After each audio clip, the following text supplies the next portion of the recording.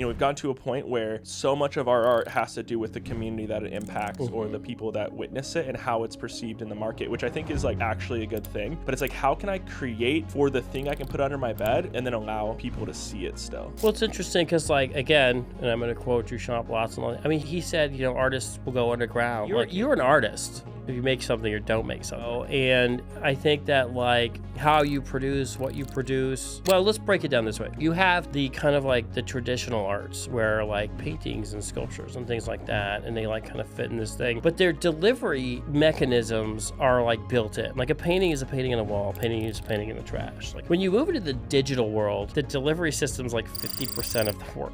For sure. Right, you have to see it on a computer screen or a phone, and you have to start taking those things into account. And yeah, you might say, I'm going to paint this painting, and I imagine it in this space, but like, it's still that painting. Yeah. Like, but there's a certain amount where like you do rely on these like other things in the digital realm. And what's interesting how the internet kind of opened it up to people. I mean, this is like the Duchampian thing. You saw in the film David Bowie like talks about Duchamp predicting the internet. Yeah, like it is like kind of, you're gonna have to kind of pioneer some things on your own, you know, to kind of get ahead in some of these things. You know, you're gonna have to kind of like look at the systems, really look at them and be like, what happens if I break this system? How do I break the system? That's kind of like the Duchampian way. You know, so like you say, okay, well, YouTube plays videos. Like, how do I break it? What is kind of the counter to that? You know, it's very easy because everybody else is going to do these things. And that's where a lot of like the artists, you know, that we end up knowing about, you know, not that that matters, but they're the system breakers. And then, I mean, it's funny because like a lot of people are terrified of AI. And my thing is like, I want to see what a 12-year-old does with this technology. Not me. Like, I'm classically trained. I know what I'm going to do. It's probably going to be like not as great as these people who like their brains are developing and they're getting their hands on this technology. They're going to break this stuff. Yeah. And they're going to imagine it in a way that we can't. All we're imagining is it's the end of everyone's job and we're all going to die, right? These kids are going to see things. It's like Duchamp looking at wireless telegraphy in the early 20th century, and they're going to reimagine things. And that's what I'm excited for. Like, I'm really, really stoked to see what happens when 12-year-olds using their imaginations, because they have none of the limitations yet of the world, and they're like, oh, what happens if I do this? And what happens if I do that?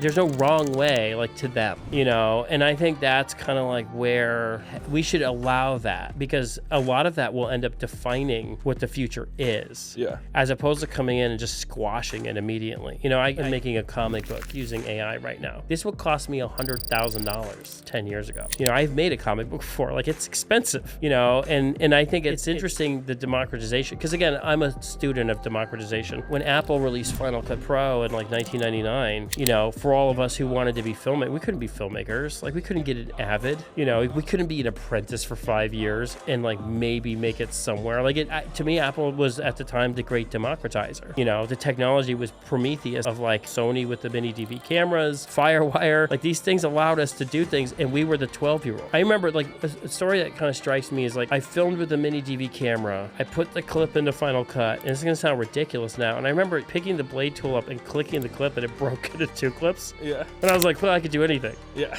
There's nothing I can't do. I can make anything. Yeah. And that was it. It just came down to like, well, what do you want to do? And I'm like super excited. Like, you know, I think I'm like very much against people like putting restrictions on these mediums. Yeah. You know, like I'm hugely, you know, I want the chopstick video to have a place to go. You know, I want it to be out there. And I want it to break the system because it will be better. It will be better that way. Now, not always, but like for the most, in the arts, like you have these things where like people are just like, hey, what if we use this material? Oh, we can't use that material. Why not? You know, why not? Like, you know, why can't we put a mural on our show? You know, we take it for granted now, but like these are radical concepts. These are, people break stuff. Concept of the, again, the Duchamp film, Le Chacou, you know, Mona Lisa with a mustache and a goatee. He's defiling it, but he's also like showing you that like you could only do this in the 20th century with photochemical reproduction. We can all have the Mona Lisa. We can all see it because of this technology, and like this is what you can do with it, you know? And that's what I want. I want it's the Bell Labs and all these kinds of things. Bring the artists in, put them together with the engineers, and see what happens. Yeah. Or again, like 12-year-olds with AI, you know, they're gonna do crazy things. I'm very optimistic about that. Like, a lot of my parents' generation have been like, oh, are you worried about having a kid right now? And I'm like, I'm so optimistic optimistic because I do think that if they can practice some level of discipline, if I can showcase some level of discipline and prioritization of creation, then as long as we don't become the products of these tools, which this is the issue, is like we're fighting against the advertising model, which we are the product, but we can also be the creator in ways that have never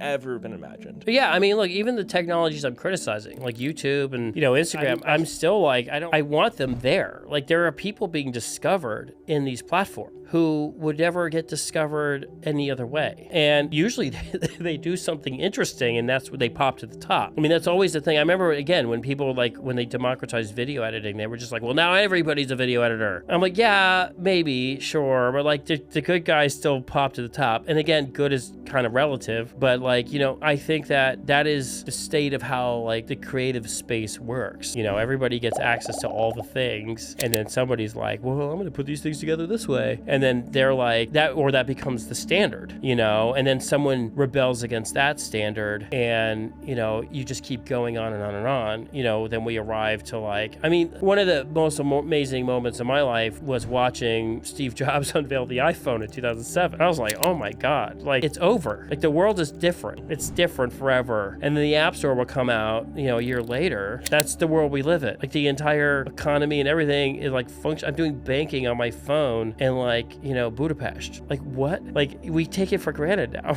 but like that's the thing. And then the dev kits come out, and like, I just got a Vision Pro, which I think is like, I love it. And I'm just like, man, people are gonna do some cool, it won't be me, but there's gonna be some people who do some cool stuff with this. For sure. And I get to benefit because it's open to like people to do it. I think that's what's really cool about now is like, yeah, I'm definitely benefiting from engineers and scientists doing things. And so like, my thing is like, don't let them stop.